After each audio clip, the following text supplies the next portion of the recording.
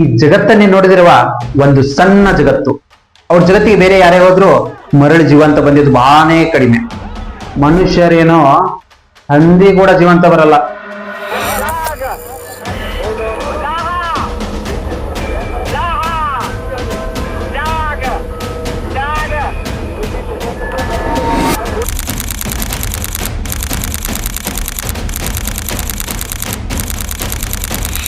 ನಮಸ್ಕಾರ ಅನಾವತ್ ಮಂದಿಗೆ.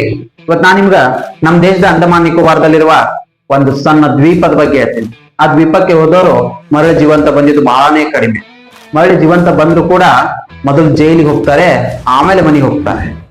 Video ಇಷ್ಟವಾದ್ರೆ like ಮಾಡಿ, ಶೇರ್ ಮಾಡಿ, ಸಬ್ಸ್ಕ್ರೈಬ್ ಮಾಡಿ. North Sentinel island. ಈ ನಾರ್ತ್ ಸೆಂಟಿನಲ್ ದ್ವೀಪ ಕೇವಲ 8 ಕಿಲೋಮೀಟರ್ ಉದ್ದ, 7 ಕಿಲೋಮೀಟರ್ ಅಗಲ, 60 ಚದರ ಕಿಲೋಮೀಟರ್ ಇದರ ವಿಸ್ತೀರ್ಣವಿದೆ. ಈ ನಾರ್ತ್ ಸೆಂಟಿನಲ್ ನಲ್ಲಿ ವಾಸವಿರೋರಿಗೆ ನಾವು ಸೆಂಟಿನಲೀಸ್ ಅಂತ ಕರಿತೀವಿ. ಅವ್ರು ಏನಂತ ಕರೀತಾರ ಅನ್ನೋದು ಯಾರಿಗೂ ಗೊತ್ತಿಲ್ಲ. ಅವ್ರ ಭಾಷೆನೂ ಈ ಜಗತ್ತಲ್ಲಿ ಯಾರಿಗೂ ಅರ್ಥನೂ ಆಗ್ಲಿಲ್ಲ. ಈ ದ್ವೀಪದಲ್ಲಿರುವ ಸೆಂಟಿನಲೀಸ್ ಅವರ ಜನಸಂಖ್ಯೆ ಸರಿಸುಮಾರು 50ರಿಂದ 400 ಮಾತ್ರ. ಈ ನಾರ್ತ್ ಸೆಂಟಿನಲ್ ದ್ವೀಪ ಅಂಡಮಾನ್ದಿಂದ ಬಹಳ ದೂರ ಕೂಡ ಇಲ್ಲ. ಅಂಡಮಾನ್ನ ಕ್ಯಾಪಿಟಲ್ ಸಿಟಿ ಆದ ಶ್ರೀ ವಿಜಯಪುರಂದಿಂದ 50 ಕಿಲೋಮೀಟರ್ ಮಾತ್ರ ದೂರದಲ್ಲಿರೋದು ನಾರ್ತ್ ಸೆಂಟಿನಲ್. ಅಲ್ಲಿರುವ ಜನಾಂಗ ಎಷ್ಟು ಹಿಂದಿದ್ದಾರೆ ಅಂದ್ರೆ ಅವ್ರಿಗೆ ಇನ್ನೂ ಆದ್ರೂ ಕೃಷಿಗಾರಿಕೆ ಅನ್ನೋದೇ ಗೊತ್ತಿಲ್ಲ. ಕೃಷಿಗಾರಿಕೆ ಪದ್ಧತಿನ ಈ ಮನುಷ್ಯ 12,000 ವರ್ಷಗಳ ಹಿಂದೆನೆ ಕಂಡಿಡಿದಾನ. ಅವ್ರ ಊಟ ಏನಂದ್ರೆ ಹಸಿ ಮಾಂಸ, ಹಣ್ಣು ಹಪ್ಪಳ ತಿಂದು ತಮ್ಮ ಜೀವನ ಮಾಡ್ತಾರೆ. ಅಲ್ಲಿರುವ ಆದಿವಾಸಿ ಜನಾಂಗ ಈ ಹೊರಗಿನ ಜಗತ್ತಿನಿಂದ ಸ್ವಯಂ ಪ್ರೇರಿತವಾಗಿ ಐಸೋಲೇಟ್ ಆಗಿದ್ದಾರೆ. 2006ರಲ್ಲಿ ಸುಂದರ್ ರಾಜ್ ಮತ್ತು ಪಂಡಿತ್ ತಿವಾರಿ ಅನ್ನೋ ಇಬ್ಬರು ಮೀನುಗಾರರು ಅಕ್ರಮವಾಗಿ ನಿಷೇಧಿತ ಪ್ರದೇಶದಲ್ಲಿ ಮೀನುಗಾರಿಕೆ ಮಾಡ್ತಿರ್ತಾರೆ. ಅವ್ರ ಬೋಟು ಆ ದ್ವೀಪದ ಸಮೀಪ ಹೋಗುತ್ತೆ. ಅಲ್ಲಿರುವ ಆದಿವಾಸಿಗಳು ಅವ್ರ ಮೇಲೆ ಬಿಲ್ಲು ಬಾಣ ಬಿಟ್ಟು ಅವ್ರನ್ನ ಸಹಾಯ ಹೊಡಿತಾರೆ. 2018ರಲ್ಲಿ 26 ವಯಸ್ಸಿನ ಅಮೆರಿಕಾದ ಜಾನ್ ಚೌ ಒಬ್ಬ ಕ್ರಿಶ್ಚಿಯನ್ ಮಿಷನರಿ. ಇವನು ಕ್ರಿಶ್ಚಿಯಾನಿಟಿ ಧರ್ಮದ ಬಗ್ಗೆ ಆ ಬುಡಕಟ್ಟು ಜನಾಂಗದವರಿಗೆ ಅರಿವು ಮೂಡಿಸ್ಬೇಕಂತ ಅಲ್ಲಿರೋ ಮೀನುಗಾರನಿಗೆ ದುಡ್ಡು ಕೊಟ್ಟು ಇಲ್ಲಿಗಲಿ ಆ ದ್ವೀಪಕ್ಕೆ ಹೋಗ್ತಾನೆ. ಜಾನ್ ಚೌ 2 ಸಲ ಅಲ್ಲಿರೋ ಸೆಂಟಿನಲೀಸ್ಗೆ ಭೇಟಿಯಾಗಿ ಕ್ರಿಶ್ಚಿಯಾನಿಟಿ ಧರ್ಮದ ಬಗ್ಗೆ ಹೇಳೋಕೆ ಅಂತ ಹೋಗ್ತಾರೆ.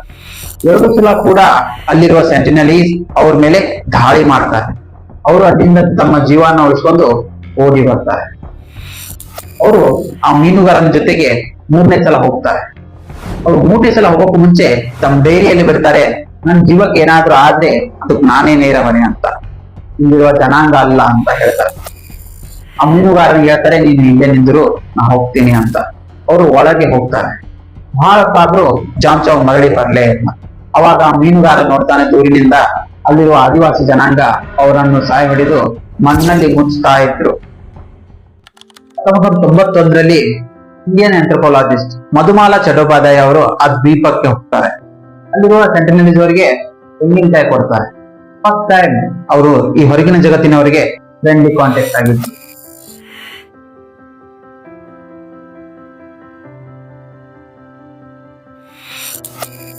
ಒಂದು ತಿಂಗಳಾದ್ಮೇಲೆ ಇಂಡಿಯನ್ ಆಂಥ್ರೋಪಾಲಜಿಸ್ಟ್ ತ್ರಿಲೋಕನಾಥ್ ಪಂಡಿತ್ ಮತ್ತು ಮಧುಮಾಲಾ ಚಟ್ಟೋಪಾಧ್ಯಾಯ ಅವರು ಮತ್ತೊಂದ್ಸಲ ಆ ದ್ವೀಪಕ್ಕೆ ಹೋಗ್ತಾರೆ. ಅವರು ಮತ್ತೆ ಅವರಿಗೆ ತೆಂಗಿನಕಾಯಿ ಕೊಡ್ತಾರೆ. ಇದೇ ಸೆಕೆಂಡ್ ಟೈಮ್ ಅವರು ಮತ್ತು ಫ್ರೆಂಡ್ಲಿ ಕಾಂಟ್ಯಾಕ್ಟ್ ಆಗಿದ್ದು. ಅದು ಆದ್ಮೇಲೆ ಯಾರೇ ಎಷ್ಟೇ ಸಲ ಹೋದ್ರು ಕೂಡ ಅವರು ಫ್ರೆಂಡ್ಲಿ ಕಾಂಟ್ಯಾಕ್ಟ್ ಆಗ್ಲೇ ಇಲ್ಲ. ಎಲ್ಲರ ಮೇಲೇನೂ ತಮ್ಮ ಬಿಲ್ಲಿನಿಂದ ಬಾಣ ಬಿಟ್ಟು ದಾಳಿನೇ ಮಾಡಿದ್ರು. ಅಲ್ಲಿರುವ ಬುಡಕಟ್ಟು ಜನಾಂಗ ಈ ಹೊರಗಿನ ಜಗತ್ತಿನಿಂದ ಸ್ವಯಂ ಪ್ರೇರಿತವಾಗಿ ಐಸೋಲೇಟ್ ಆಗಿದ್ದಾರೆ ಅಂತ ನಮ್ಮ ಸರ್ಕಾರ 1997ರಲ್ಲಿ ಏನ್ ಮಾಡ್ತಾರೆ ಅಂದ್ರೆ ಆ ದ್ವೀಪಕ್ಕೇನೆ ಹೋಗೋಕೆ ಬ್ಯಾನ್ ಮಾಡ್ತಾರೆ. ಅಲ್ಲಿ ಹೋಗೋಕೆ ಯಾರಿಗೂ ಅನುಮತಿನೂ ಇಲ್ಲ. 2006ರಲ್ಲಿ ಒಂದು ದೊಡ್ಡ ಸುನಾಮಿ ಬರುತ್ತೆ. ಅಲ್ಲಿರೋ ಸೆಂಟಿನಲೀಸ್ಗೆ ಏನಾಗಿದೆ ಅಂತ ನೋಡೋಕೆ ಅಂತ ಇಂಡಿಯನ್ ಕೋಸ್ಟ್ ಗಾರ್ಡ್ ತಮ್ಮ ಹೆಲಿಕಾಪ್ಟರ್ ತಗೊಂಡು ಹೋಗ್ತಾರೆ.